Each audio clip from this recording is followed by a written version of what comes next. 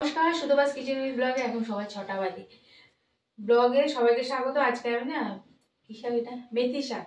মেথি শাক করবো, সেটাই তোমাদের সঙ্গে একটু শেয়ার করবো। মেথি শাক ঘি দিয়ে করবো। দেখো কি কি নিয়েছি। এখানে একটু কুমড়ো, আলু, বেগুন কুচি করে কেটে নিয়েছি। আর এটা মেথি শাক, দেখো এখানে ধুয়ো উঠছে, কেননা এটা আমি একটুখানি গরম জলে ভিজিয়ে রেখেছি। আর লাগবে হচ্ছে একটু কালো জিরে, রসুন কুচি, শুকনো লঙ্কা, কাঁচা লঙ্কা, টমেটো, পেঁয়াজ আর একটু কি নিয়েছি, আর হ্যাঁ সব বলে দিয়েছি। আর এখানে আমি সর্ষের তেল বসিয়েছি, এতে একটুখানি ঘি দিয়ে দেবো। হ্যাঁ, তো এইভাবে একবার মেথি শাকটা করে খেও, আশা করি ভালো লাগবে। এবার ঘি ফোড়ন দিয়ে আমি সব সবজিগুলো একটু ভেজে নেবো, ঠিক আছে? সবজিগুলো সব ভেজে নেবো আগে, একসাথে দিয়ে সব কটা ভেজে নেবো। আর ঘিটা দিতেই হবে, ঠিক আছে? এইভাবে একবার করেছি।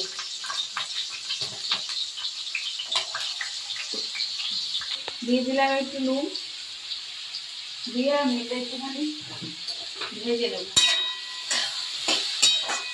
এগুলো ভালো করে ভেজে নিই, তারপর ফেরত আসবো। ভাজাগুলো আমি তুলে নিচ্ছি।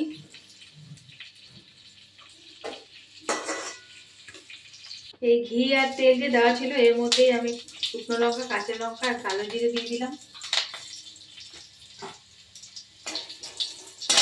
আর দিয়ে দেবো রসুন, পুরোটাই দিয়ে দিলাম।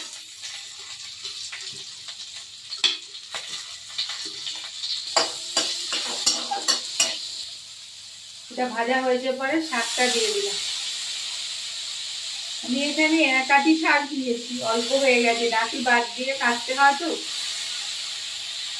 মেথি শাক, ওই জন্য একটু সবজি দিয়েছি, খেতে কিন্তু ভীষণ ভালো লাগবে। দিয়ে দিলাম একটু হলুদ, আর এখনই আমি একটু মিষ্টি দিয়ে দিলাম। নুনটা তোমরা দেখে নেবে স্বাদ মতো। আর চাইলে তোমরা আর একটু ঘি বা তেল দিতে পারো, কিন্তু আমি আর দিলাম না। এটা একটু হলে ফিরে আসবো, দাঁড়াও একটুখানি জল দেবো সামান্য। তো এটা হোক, তারপর ফিরে আসছি। শাকটা হয়ে গেছে, এবার এই সবজিগুলো দিয়ে দিবে।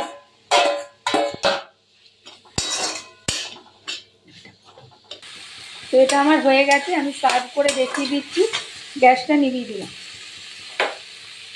তো ঘি দিয়ে মেথি শাক আমার রেডি। ভালো লাগলে চ্যানেলটা সাবস্ক্রাইব করো।